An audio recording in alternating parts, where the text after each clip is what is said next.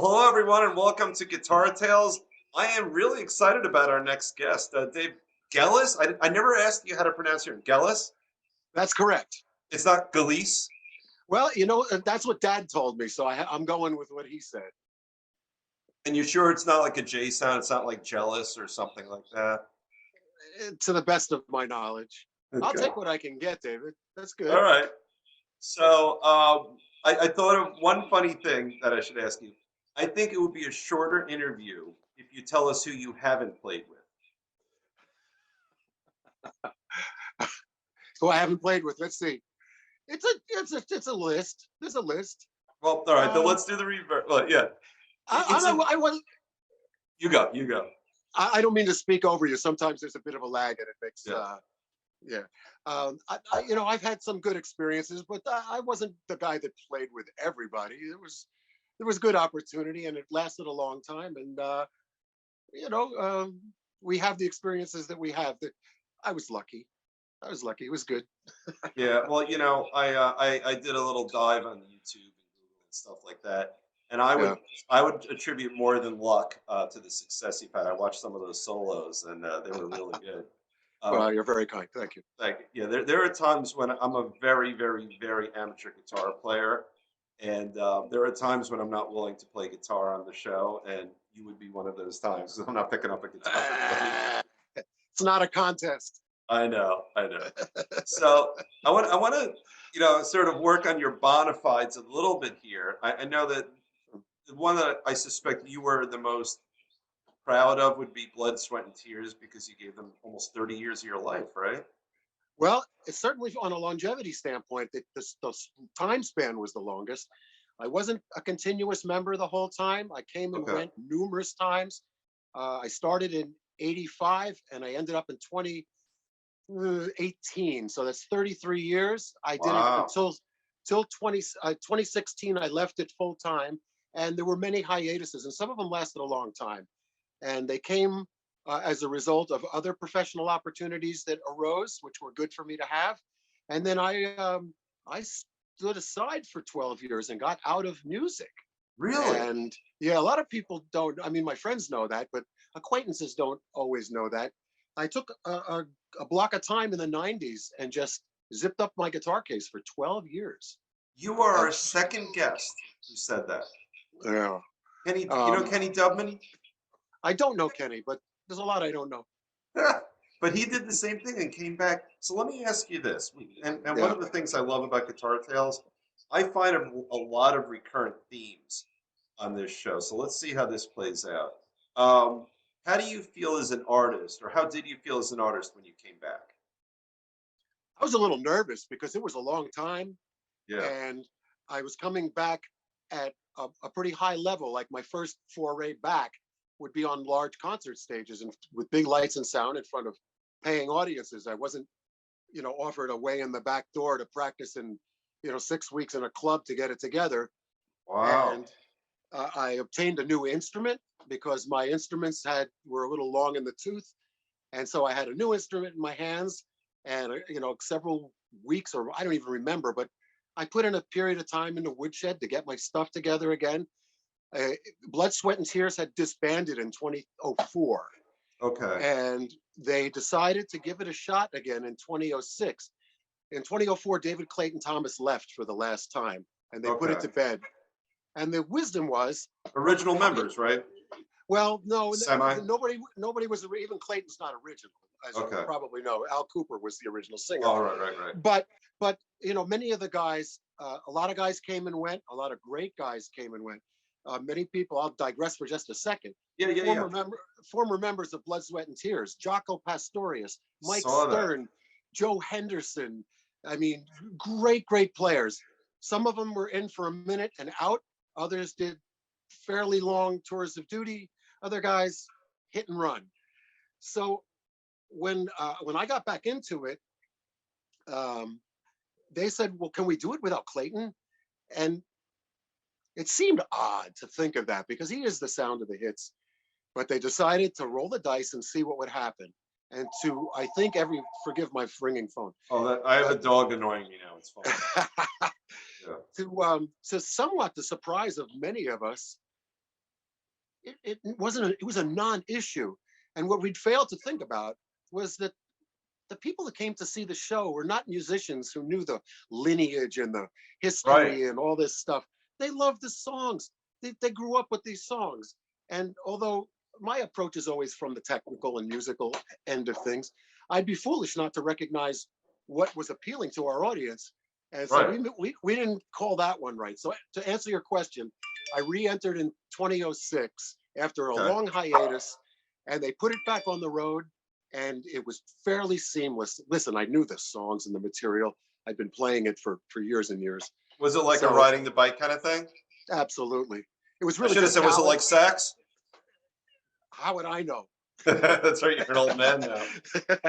No, it was like get your calluses together and you'll be okay because this part Yeah. is all right. Right. Oh, that's great. So if I can ask, and if it's too personal, then I won't. But are you Oh, comfortable talking about why you left music for over a decade? oh, absolutely, Okay. absolutely. Okay. I'd had a really good run. I'll give you the fast story. I Yeah. started Yeah. off in the Jersey clubs like everybody else in Jersey did.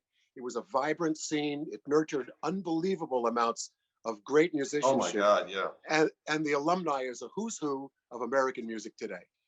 Absolutely. So I came up through the clubs. My last cover band in the clubs was full of really good players. The lead vocalist was Joe Lynn Turner from Rainbow, from Wow. Deep Purple, Yngwie Malmsteen, and all of his success. The drummer is a producer for Smokey Robinson these days. This was just the guys you played with in Jersey cover bands back then. So as a result of all this, I got a couple of opportunities. I had an opportunity to do a recording session with David Clayton Thomas when he was a solo artist in the early 80s. I got an audition and subsequently the gig to play on Roger Glover's solo album. He's the bass player and producer of Deep Purple and Rainbow. And I Wow. got a referral from Joe Lynn Turner, who was a singer. And later on, an audition for Blood, Sweat, and Tears when they reformed, and Meatloaf when they reformed, or when they needed me to fill in for a couple of years in the late 80s. And so I've lost my point, re-entering So the music so we're business. gonna lead up to what led to, so we're talking about your early career, and then we're Yeah. talking about, oh, I'm talking to a musician right now. Yeah, I put him on the air once in a while. Here's the jerk who's annoying. This is Bo. Hi, Jerk. Bo. He's a jerk. And he gets very jealous when we have the show. All right, Joe. It's all about you, Bo. It is, I know. So spelled Beaux, by the way. Oh, that's Um, very good. A lot of my, silent letters. my son named him. So what we were leading up to is you took this 12-year hiatus from music, and as you said, you literally closed up your guitar cases, you zipped them up. So what was it that led to that? All right. So here's what happened. I got to 1990, early 90s, 91, 92. I was 40 years old. I was single. I was renting a house with another musician, a male musician. I was living kind of like a frat, like a dorm Oh, existence that a yeah. lot of musicians. And I got cold feet. I was playing with Meatloaf. We Okay. warmed up for Extreme one night, and Really? we're it's at the Roberto Clemente Arena in San Juan, Puerto Rico, and I'm standing 10 feet away from Nuno Betancourt, watching this guy play, going, "Oh, I have to quit guitar now," because, and I didn't mean that on a competition standpoint. I was feeling, dude, you're 40 years old, you got hair down to here, you're wearing tight leather pants, pretending to be a rock star, you don't own a home, you don't have a family, you don't have an IRA, you don't have, your health insurance sucks. What are you doing? So, Mm. so I had a little bit of crisis of confidence, and I decided to take all the money I had saved up, all the money I could borrow, and combine it with a friend of mine who had a business idea. And we spent tens of thousands of dollars buying a bunch of computer gear. And I ended up sitting in a basement office that we created, living off my credit cards for 2.5 years while I learned how to operate Photoshop, Quark, and Illustrator in order to create desktop publishing and video studio. Wow. It had a slow start and then all of a sudden took off. And for about 10 years, did unbelievably well. Our clients were record companies, major record companies, and it was our job to do the cover art, the advertising, the posters, the postcards, the every ancillary type of graphic content that is used to promote new records. And back in the day, they were selling a lot of records, David, and they had Yeah. deep pockets, and they had deep pockets to go outsource giant art department budgets. So the year 2000 rolls around. Do you remember Napster? Oh yeah. Yeah. Okay. Do I how salty can a language get here? Oh, we could fucking talk about anything. Yes. Dude, it was a bloodbath. We got fucked. And the reason Wow. is people stopped buying records overnight. And all of these deep pockets turned into empty pockets. They stopped hiring Wow. art houses to do all this work. They would put one or two guys in the office, give them 60K and benefits, and save themselves from writing checks for $650,000 all year long to do all this stuff. They Wow. got smart. They did what my partner and I had said to each other through all this. Why are they hiring us? This is like, but it's kind of the same way if you own a car dealership. Do you want to have an art department, or do you want to just hire an artist to do your ads? Right. There Right. comes a point. So they were doing it the rich guys way because they were rich guys. And then when they stopped selling records, they had to change. So I was in deep shit, to be honest with you. I mean, I have a high school diploma. I never Okay. took a guitar lesson. I can't Really? really, yeah, I can't really effectively teach guitar. I can help intermediate players get way better real quick, but I can't give anybody a method because I don't have a method because I didn't study. So now what do I do? So I scuffled for a couple of years trying to figure out what to do next. I'm 52. My Yeah. business is just gone belly up because nobody's hiring art departments to do this stuff anymore. And And you have between you, infrastructure that's costing you I, I, money. I wasn't the artist. I should stop to say I was hiring artists. I'm very good on the technical end, Right. pre-press and layout, and doing the things to coordinate the business and make the connections and make it all run. I learned I'm certified on Macintosh computers, so I kept 12 computers networked and properly loaded with fonts and apps and troubleshooting and all the crap that goes with that. And I did home improvement for a year and a half, carrying tiles and sawing wood and hitting my thumb with a hammer and just doing what I had to do. And one day in early 2006, the phone rings. I pick up the phone, hello. And you seen the Blues Brothers movie? Yeah. Yeah. Yeah. Yeah. We're getting the band And back together. we're getting the band back together. Wow. Look at would, that. would you be interested? So I took my time. I took 6.4 seconds and I went, Right. okay. And so as soon as I hung up the phone, I was like, ah! And so, you won't get rich playing music, but I got back to doing what it was that I probably should have been doing all along. But not really, because the punchline is during that time, the business did really well. I Right. did very well financially. I invested myself very well financially, that took care of myself pretty much. I can retire. And I Good. met and married the greatest girl I ever met. And Wow. she had two young daughters who are both beautiful adults. My oldest daughter is about to have a baby and she's getting her doctorate at the same time. She's a psychologist in a high school in northern New Jersey. Other daughter is doing quite well and has a great life. I've got a beautiful family, a beautiful home. Everything I couldn't get with the music business came to me by stepping aside for a decade. And then it was all returned to me like a gift when Are that you a period was over. believer? Are you a believer in the universe? Well, I'm not sure what that means. Well, with a capital U, like sometimes the universe will kind of take care of you. I wouldn't it be nice if the bad guy always got what was coming to him, and good things happen to good people? My experience has shown me that's not really always the case, Right. and I'm not a believer in supernatural stuff. So I have a narrow lane to travel to formulate how I see it, because Right. I Right. don't I don't suspend disbelief I don't believe stuff without evidence. Oh, all Uh, right, gotcha. however, I will say You know, there's a that ghost right behind you right now. I'm looking at him. what's that? Like, oh, Yeah, right. That's Jaco Pastorius.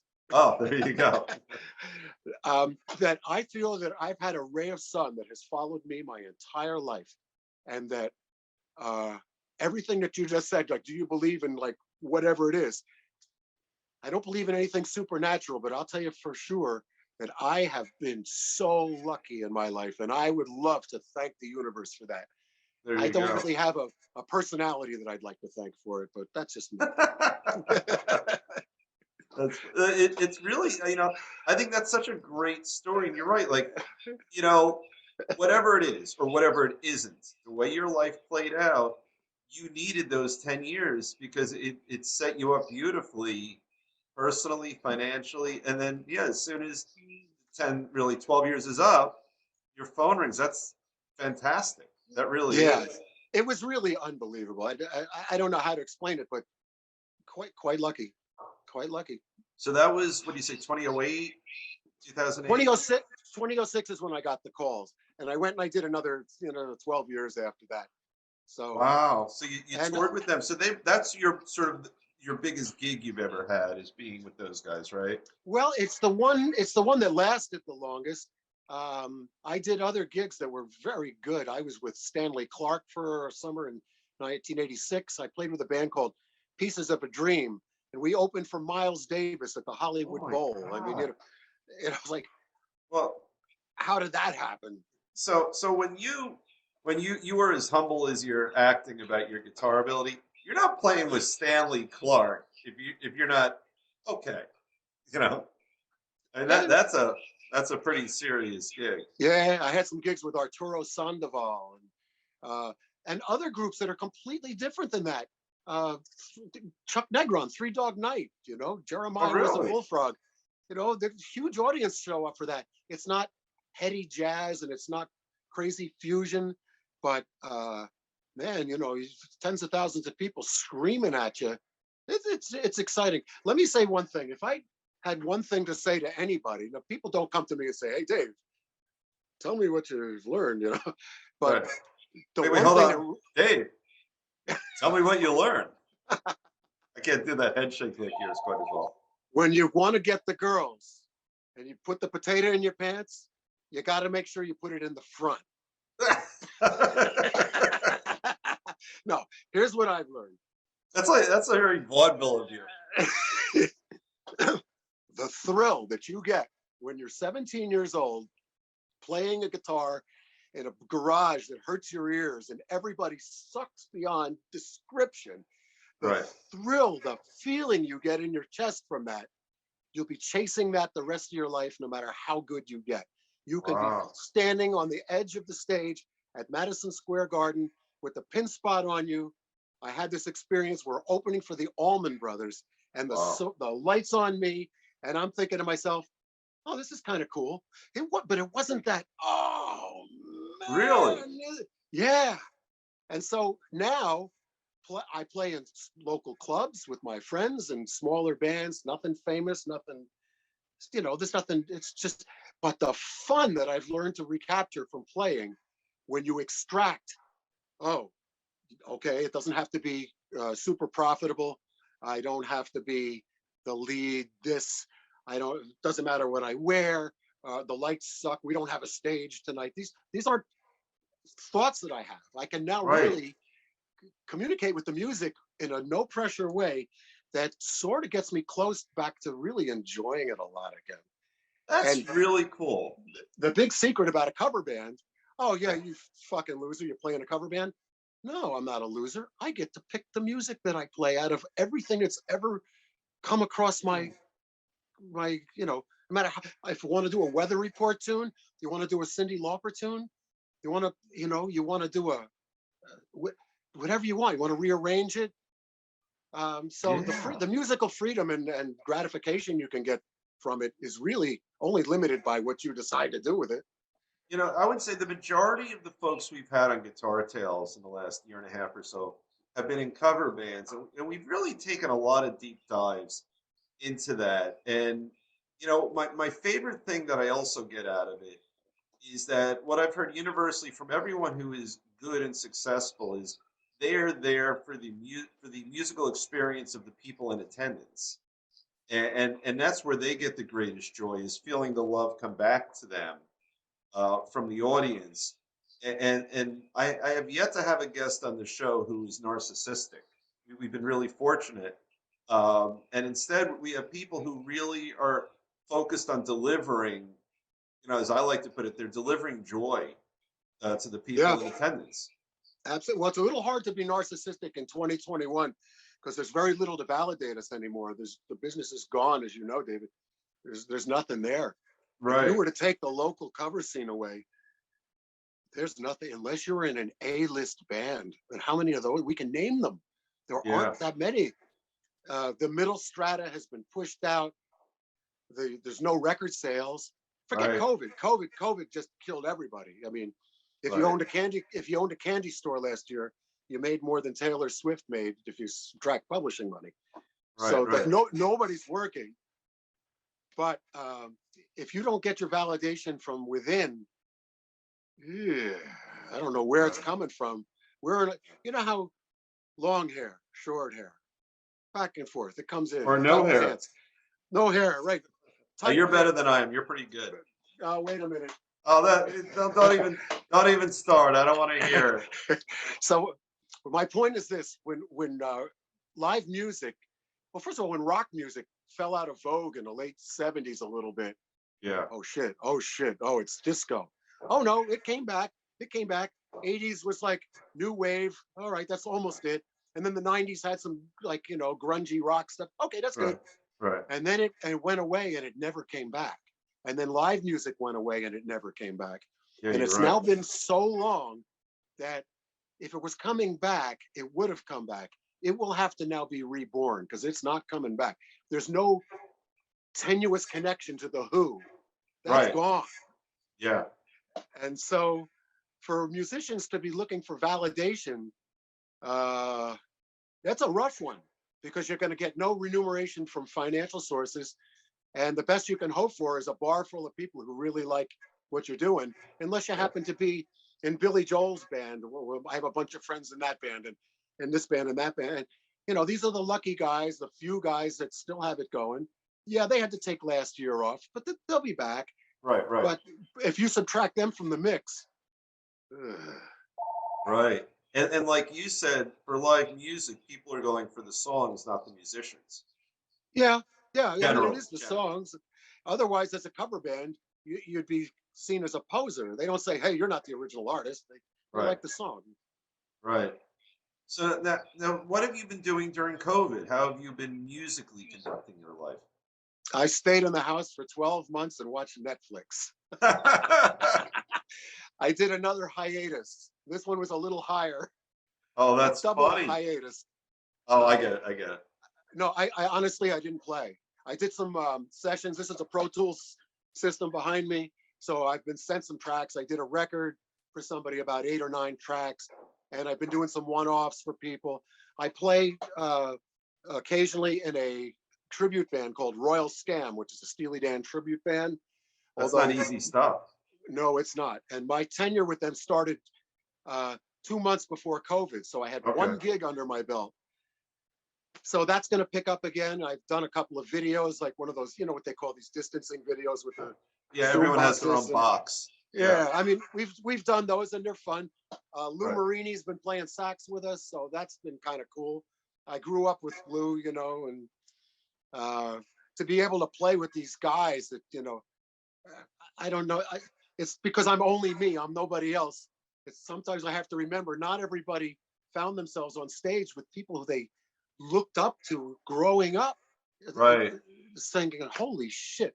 When I was 15 years old, I was going to Blood, Sweat, and Tears concerts backstage because my dad, who was a dentist and a Okay. musician, was the dentist for the horn players in Blood, Sweat, and Tears. Because in New York City, it became known that if you have an embouchure, what that refers to. Yeah. It's the dental makeup of a horn player that has to force air through a Okay. mouthpiece. either a reed or a mouthpiece, and the musculature that surrounds it. If you need any restorative dentistry around these front teeth, you better be fucking careful what you do. Because if you get cosmetic work done, it may change everything about your musical relationship to your mouthpiece. So Wow. it became well known in New York that the guys in the Tonight Show band, which was in New York at the time, and Blood, Okay. Sweat, Yeah. and Tears, who were New York guys, go to Dr. Gellis. He has Oh, respect for what you're dealing with. So I digress for a moment just to say, that's good. I was backstage with Blood, Sweat, and Tears. I wasn't even a guitar player yet. I didn't even start playing until I was 17. So years later, unrelated to my dad, I find myself in a recording studio auditioning amongst 7 other guitar players for the guitar seat in Blood, Sweat, and Wow. Tears, and I get the gig. That's Later on, amazing. I'm playing with I'm playing on an album with the guy who wrote Smoke on the Water, and I'm replacing Richie Blackmore in his own band. I had Wow. these experiences that um, they're kind of hard to describe because when they happen, they're so overpowering. And then when they happen over and over again, I'm the Did you lucky like guy. actually, was he cut or had he quit the band or Well, I'm not going to shit talk anybody, but here's the deal. yeah. Roger What's your Glover is fucking language on Guitar Tales? the blow me. No. Roger is the bass player in Deep Purple. Okay. Roger and Richie have been mostly together through this whole journey. There have been hiatuses. Roger left, other guys came in, but in the modern era, Roger is the bass player who wrote the lyrics to Smoke on the Water and became the producer for Deep Purple. And Okay. when Deep Purple took some time off, they became Rainbow. It was Richie's other project, Richie Okay. Blackmore's Rainbow. Okay. Roger got a deal with Polydor Records to do a solo record in 1984. And he decided to use Rainbow, but Richie has proven to be a challenging personality to some people over the years. Okay. Gotcha. How's that? Is that good? Yeah. Very diplomatic. And so Roger asked some people who might be some guys that I might think about on guitar. And his lead vocalist was my former lead vocalist, not mine, but one who we worked together, Joe Lynn Turner. And he said, call Dave Gellis. And so that's how I ended up with Roger. Wow. And where was that going? Oh, I was so. Oh, yeah. So I was trying to figure out how you replaced Richie, but that's Oh, the and so answer. that's how I replaced Richie. Roger wanted, I guess, a peaceful recording sessions. Oh, that's funny. And you gave him that. I asked him, I went out to eat with him after the first day we recorded. He rented a recording studio in Long Island called Boogie Hotel, and it had rooms, so bands would go and just stay there, so you weren't commuting, and you could kind of get into it and whatever. And we Right. went out after the first day of recording. We went out and had a diner meal together, and of course, I'm this starstruck kid, like I'm here with Roger Glover, and I said Yeah. all the wrong things. Oh, what an honor it is to be here. Nothing makes you look like a loser more than to say that. I I guess. said it. I said it. But anyway, as the meal went on, I wanted to know because everybody wants to know about these stories. So I asked, like, so what's the deal with this guy? Right. So Right. I got a little bird's eye view. Wow. So I have a story to share that just happened. Oh, So we promote bootlegger guitars here on Guitar Tales, and as you're yeah. sharing that story, I heard some chewing going on beneath me, and I pulled this out of my dog's mouth. Change the way it's in the light. Oh, it's a guitar knob. What is that? Is it a volume control? He took the volume control off the front of a guitar. He ate all of them. He ate Oh, all. all three, all three. Yes, Oh man. you little fucker. You know what? That's why you're a fucker. I heard there's chewing Oh, going on, and Bo. the other scary part, there's 3 gone, and I only have. I know my video is a little delayed right here. Yeah. This is all. Wait, let me try to get in front of the camera. Oh, I That see is that. all that's left. I don't know where the rest are. I have a drawer full. You want some? They're fender knobs, right? I don't know who makes them, but I'm taking this guitar away. I'm gonna put it up on my desk there. Bo, why did you do it, Bo? Yeah, Couldn't we have talked about it first? I know. You know, he heard me insult him on our little show, and he just quietly went to town on my beautiful bootlegger guitar. Oh, sorry to hear that. But Yeah, the knobs are plastic and they have more at the store. yeah, I know. So it'll be just fine. So who else? You know, I could talk to you for 10 hours, but give me a couple other stories of some big bands. Like, what's the biggest audience you've ever, the largest audience you've ever played for? We played at the Olympic Stadium in Seoul, South Korea. It holds 80,000, but it was at night, and it's really hard for me on stage to tell how many people are in it because the recesses as they go back, it gets darker, and Right. a huge venue. I've done the Garden and all the local big sheds like the Garden's over PNC. 50,000, right? No, no, no, no. The Garden's 21, That's it? but yeah, but believe me, when it's full, you feel like you're not No, I know. alone. I've seen many shows there, but Yeah, I guess that I'm just a bad estimator of crowd size. well, it's hard to. We played at Huntington, Long Island, on a big open lawn for about 18,000 with Blood, Sweat, and Tears a few years ago. But it's one of these municipal things that's open to the public, and the town Right. fathers pay the band, and so you're getting a lot of people coming out to see a free show. But the point is, yes, when it gets to be that big, when you can't see the end where it goes back so far and you can't see it, it doesn't Yeah. matter if there's more people. No. And the first time you ever played in front of a really large audience, um, did did you what were your well, I won't put words in your mouth. What were your emotions? Utter stage fright, David. Utter Yeah. stage fright. I have no stage fright now. I will. It's good. It goes for me. It went away. But there were 2 days of my life that I will never forget. And the first one was when I joined Blood, Sweat, and Tears in '85, and our first job was at, like, it wasn't a big deal. It was in a big tent. I might have held 1,000. I don't know. It was up in Syracuse, maybe. But Right. I'm 5 feet off the stage. There's professional sound and lights. I'm coming from cover bands playing locally, and I didn't know how to handle that. By the end of the show, everything was good. The second time, I have a friend who was managing a guitar center in Edison, New Jersey, Okay. and Joe Loria? he well, it was uh, please forgive me. It'll come to me in a minute. Yeah. Steer, Okay. Greg Good Steer, the job. You Edison, pulled that one out. Pulled it out of the Route, hard drive. Route 28 in was that Edison? Yeah, I guess. It's 28. Anyway, Yeah, okay, go on.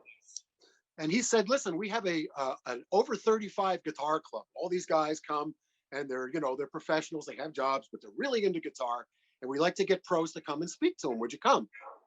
And I thought, "Oh, okay, sure." And the day came, and my face turned white. My hands were sweating. I know what to do with the guitar, but if you take the guitar away, and I had to speak, Oh, that's I thought I interesting. was, I thought I was going to pass out. I got through it, and I've been the president of my condo association for 21 years. I talk to groups of people every month. I'm over it. I can walk to the edge of a stage where the audience never ends, and I'm not nervous. I may suck, but I'm not nervous about it. Right, right, right. So I got over that. But if your question was how did I feel, I was uncomfortable, and that's being uh, Generous. Yeah. yeah. Or Ooh, be, man. yeah. Wow, When that's you when interesting. you when you practice your shit sitting on the end of the bed and you're practicing shit, you're not thinking about performance. I'm not Right. thinking about where does my, what do I do? How do I look confident? Am I confident? What if I Yeah. suck? Are they laughing at me over there? Who are they pointing at? It's just I think anybody's going to have that unless you're a narcissist. No, you're right. You know, one of my old bosses, said to me, he had a trial and he was nervous, and he's had many, many seven-figure verdicts under his belt.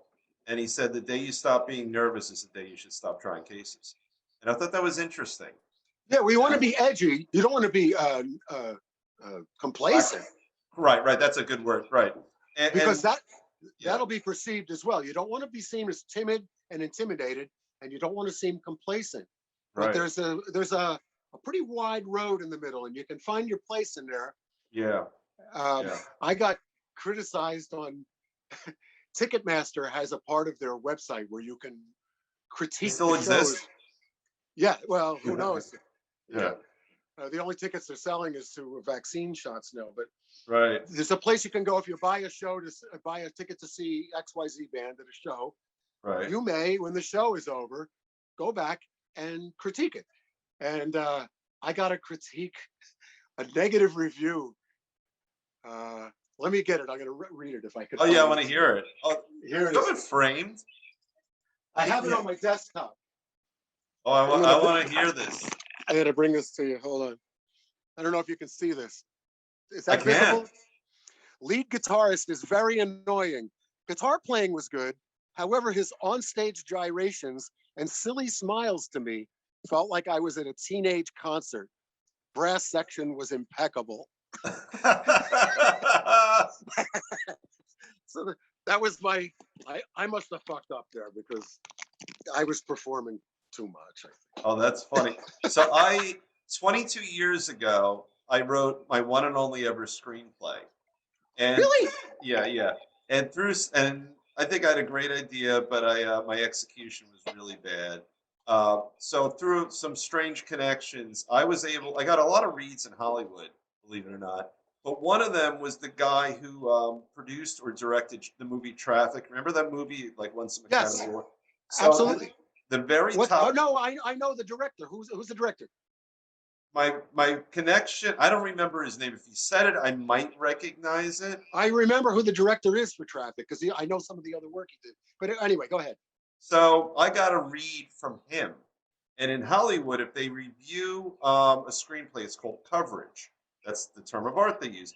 I had a handwritten coverage report from him.